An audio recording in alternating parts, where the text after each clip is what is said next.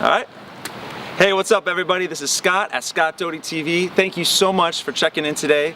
This is the place to be if you're a parent who wants to give your kid every opportunity to succeed. And my job here is to equip you to make that happen.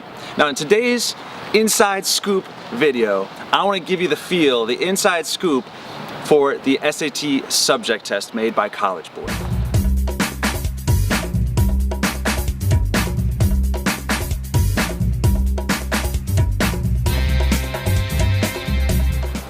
Now, a lot of people call me at my tutoring company, Brainstorm. They ask me about these SAT subject tests. What are they? When do they happen? Are they different from the SAT 2s? How does it relate to the ACT and applying to colleges? How does it all work? What are best practices? So today I'm going to give you a handful of best practices relating to these tests so you guys are equipped as a family to crush them and know even whether they're relevant to you or not. Okay, so here you go. First thing to know about SAT subject tests. Of the 3,500 plus American universities, fewer than 200 of them require that you take SAT subject tests in order to apply. And we're talking about the highest tier schools. If you're looking at schools like Boston College or Duke or Vanderbilt, you might need to take SAT subject tests. If you are not interested in that caliber of school, don't sweat it. You don't need to take this test. It's not going to be a requirement for admission. Secondly, an interesting inside scoop is this. A lot of people don't realize that the schools that do require the SAT subject test offer a loophole. What's the loophole, Scott? Here's the deal.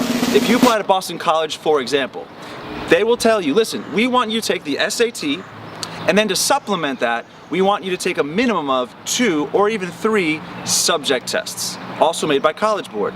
Or you can just take the ACT. What? That's an awesome loophole. It's the bomb. And my students use it all the time. Because taking the SAT and then also separately taking several SAT subject tests is onerous. It's a pain in the butt. And it's an amazing way to get around it just to take the ACT instead. So not all, but many of my highest achieving students will take the ACT so as to take advantage of that awesome loophole that colleges have set up. Some of them do not offer that loophole. Georgetown, Cornell, there are a few others, but the vast majority do.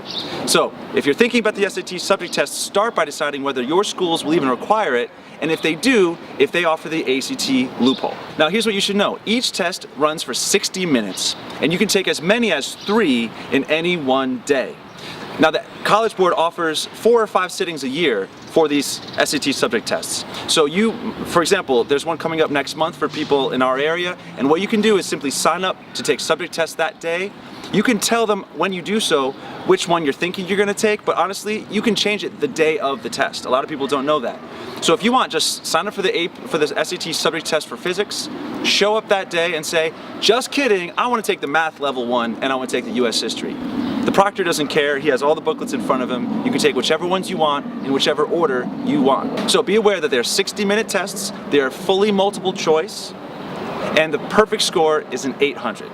Your goal, the minimum goal I tell all my students is if you're going to bother taking a subject test, make sure you're going to get a 680 or higher. If you're not going to break 680, don't bother. It's not going to be to your advantage when you apply. Okay, so these are some quick overviews about whether you need it or not, and what the structure of the test is, okay?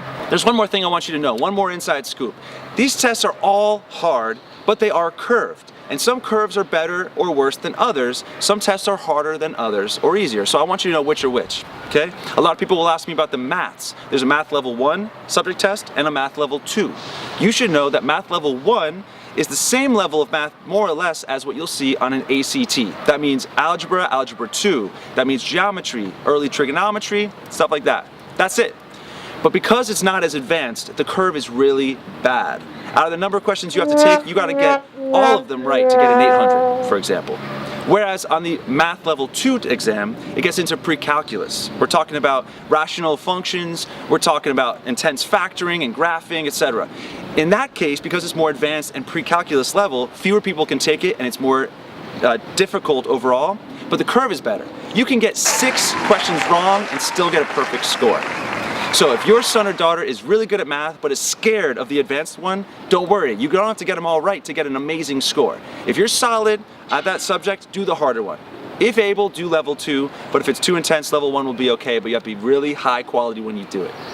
Okay? Other quick ones. US history has a great curve. You can get a lot wrong and still get a perfect score. Another one that a lot of my students like is the biology exam. They find that that's pretty accessible.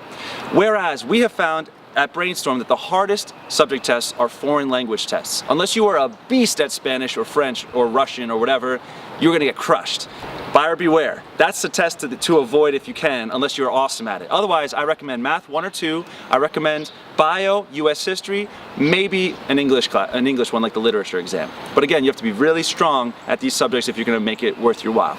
So that's my inside scoop to you today. Some quick best practices for subject tests. They're not for everybody. There's a way around them for a lot of schools, and there are some that are easier and have better curves than others. I hope this was helpful. I hope this feels like I've equipped you and your family to crush it on game day, to save some mental space, and to beat this whole process that is maddening, which is the whole process of getting into college. I'm gonna keep working to equip you, and I hope today's video was helpful. If you wouldn't mind, please share it with some friends. Just highlight what you see in the domain, copy it, paste it into your Facebook feed, paste it into an email, send it to some people you love and say, I'm hooking you up, this guy knows what he's talking about. So thank you again for your time, for your attention. I can't wait to work with you again. I'll see you next time on Scott Doty TV. Ciao.